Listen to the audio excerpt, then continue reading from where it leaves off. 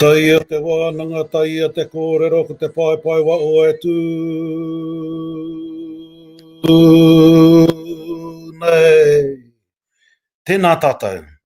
Tēnā tātou katoa I roto I tēnei pō, I roto I tēnei wiki, ko te wiki o te reo Māori.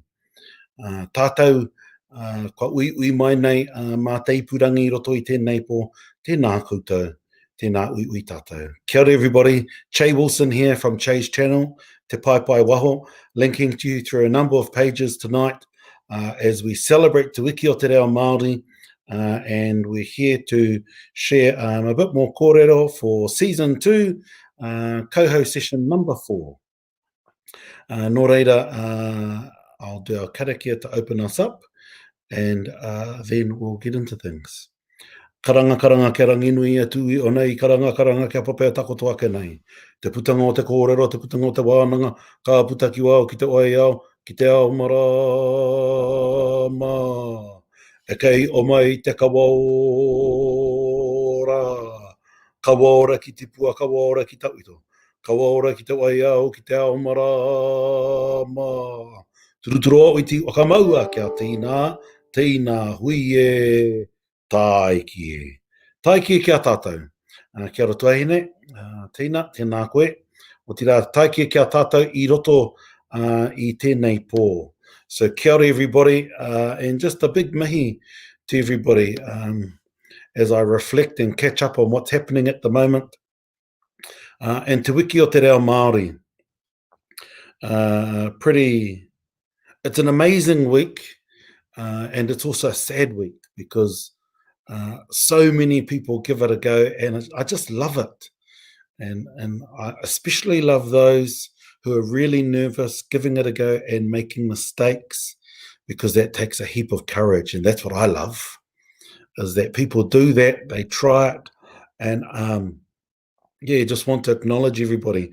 The sad bit about it is that we don't do it more.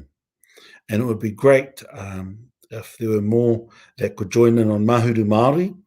And for those that don't know what Mahuru Māori is, it's where people choose to speak Māori throughout the whole month of September, which we call Mahuru, but we're going next year for Mahuru Māori to the actual timing of Mahuru, which will range between August, September and October.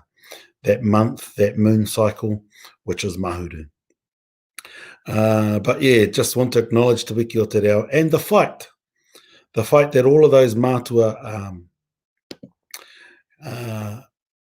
had for us to find a way to be able to have so much access, and our responsibility to continue on that fight to get even more people interested in Te Reo. Couple other points just on a bit of a catch-up before we focus on our kaupapa.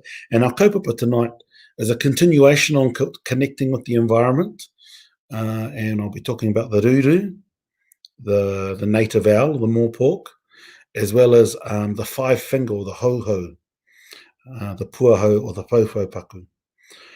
But a couple other things before I do that. Notice it's a bit chilly outside, and talking to people at home just before, definitely a bit of snow going to happen, at least on Koro tonight, and possibly further down.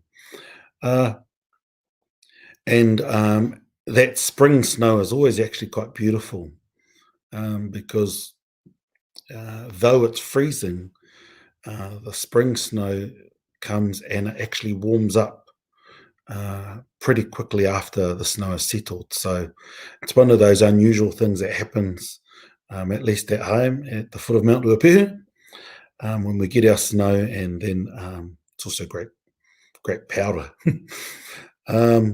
The other thing about spring is I noticed that here in the Waikato, the winds are starting to change, and we should be getting those haumātangi starting to come inland soon.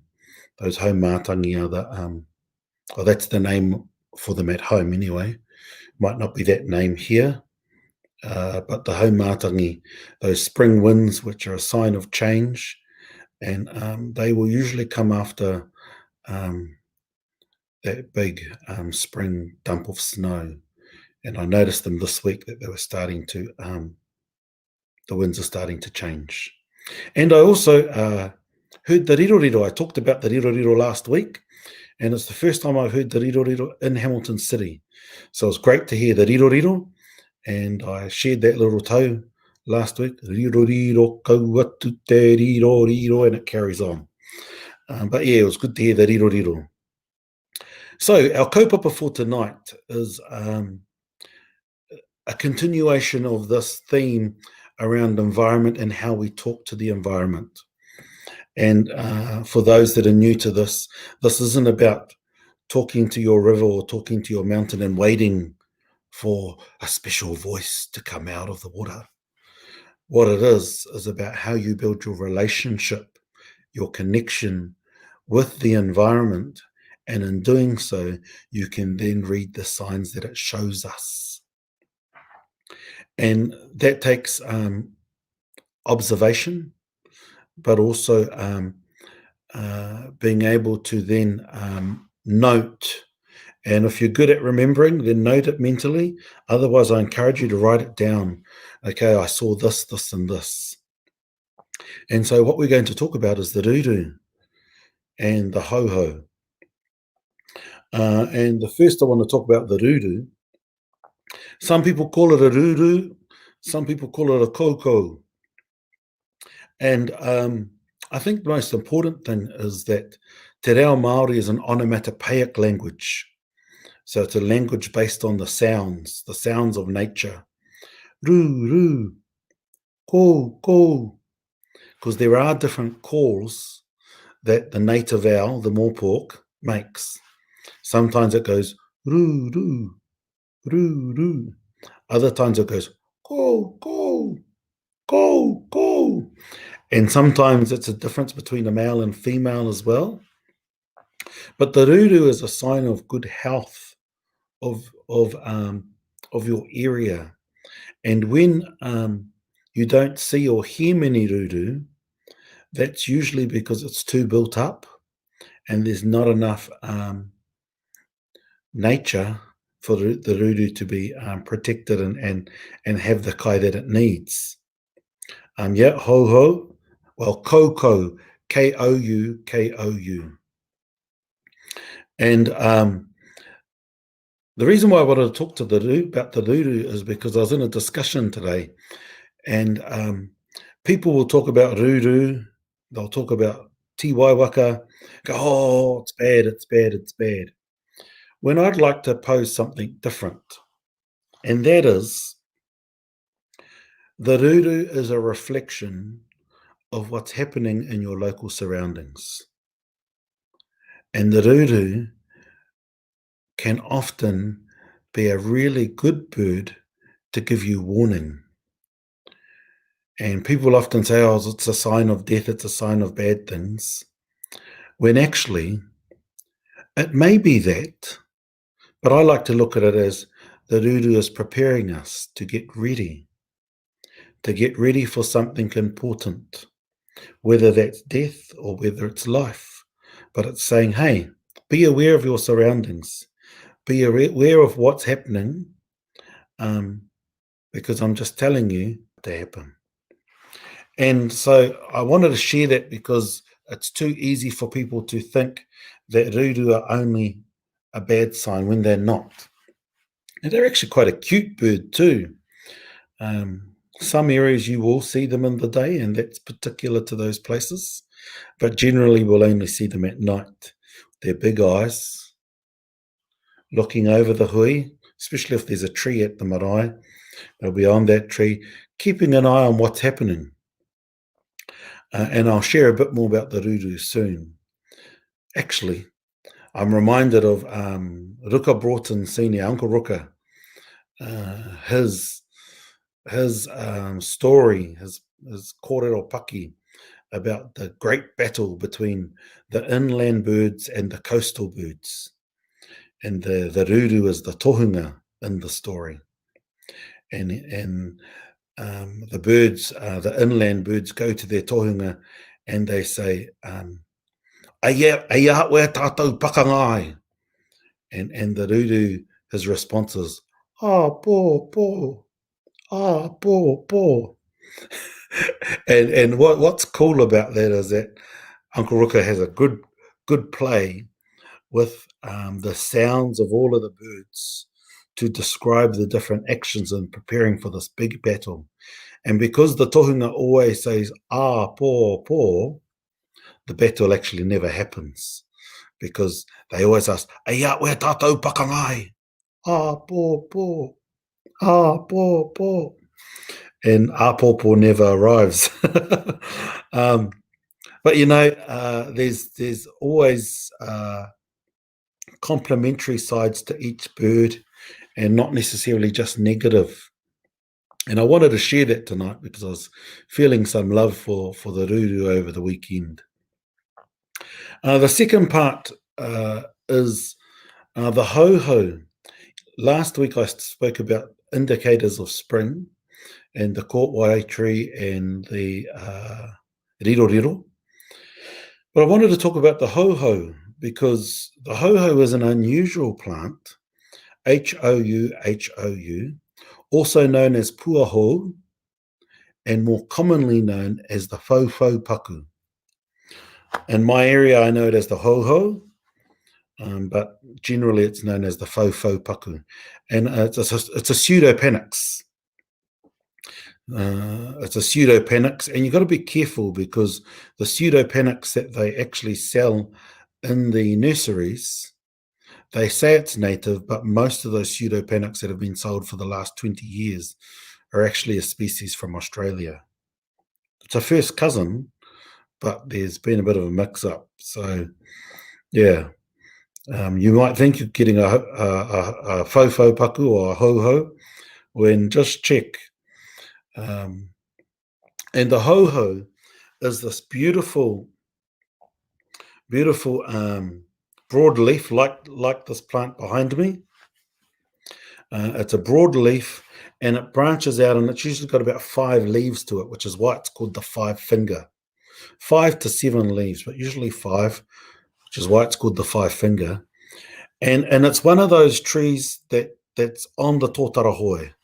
It's on the outskirts of the forest, and it's one of those trees that's part of the collective that is the windbreak. And it looks almost like a patate.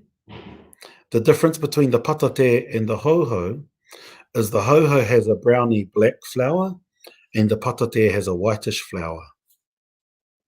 But I wanted to talk about the Houhou is because depending on where you are, it will flower randomly, and it won't always flower at the same time every year. But it's a good chance to keep an eye and start to log where it's flowering and when it's flowering so that you can start to gauge different things. In addition, it has a connection to the heavens, and that connection is a star called Tahumate, which is immediately below Puanga, and you can only just see it. And in my tribal area, where we don't have kawakawa because it's too high altitude and too cold, our replacement is this plant. It's the Houhou, and its star is Tahumate, which aligns to Te Whauwhaupaku. And so we use that we traditionally used it as the rau for our whare mate and for the maimai or the pare kawakawa. Though we generally use ivy these days because it's easier to use, or we'll use a Dawsonian, which is also easy to get. But the other thing about the Houhou is because it flowers in different places, it's good to take note of that because it tells you when things are a bit warm. And so in the middle of winter, the Houhou was flowering quite prolifically at home. And as I was driving around home, it was a sign that it's going to be a warm winter. And generally it has been.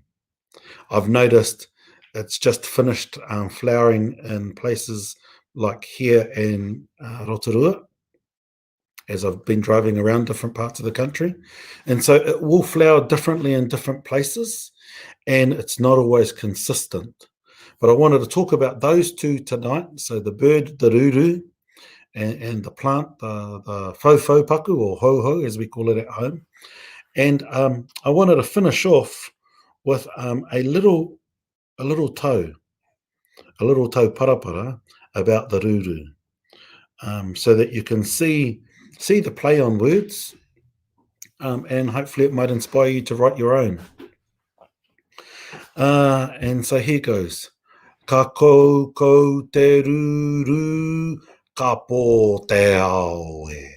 Takiri mai te ka ua ine, kimo mai ana ngā wetu o te rangi e. Kimo mai ana, peo mai ana. Kapo, kao, a pō e. And so when I think about that little tau, ka kou te rūrū, ka pō te ao. The rūrū starts to call, and it's a sign that light has disappeared and it is truly night. And the great cloak of hine is cast across the skies. And as it's cast across the skies, the stars start to wink. And as they wink, and they illuminate the night sky. And then there's others winking. There's others winking, and as they wink, they also pow, pow, which is another cry for the rūrū. And ka ao, a pō. It is night, but day will come again tomorrow. All a play on words, all a play on onomatopoeic sounds, which is part of our culture and who we are, and how we share different relationships with the environment. So ka te ake, that's enough for Kauhau sessions tonight. Just want to again acknowledge te wiki o te reo Māori, and I think of all of the different songs that have been composed over the years to celebrate te reo, to encourage us to maintain the reo. And on that note, see you all on Thursday with my manuhiri, where I'll be doing season 1 of Taite Talks, and still confirming who my manuhiri is going to be. But yeah, ka te ake mihi kawana kia koutou, rire hau, pai mārire. Kia wakaere ake e nei kupu ki te tā nui o rangi nui e tūnei. Hau mie, hui e, tā iki e. Kia ora tātou.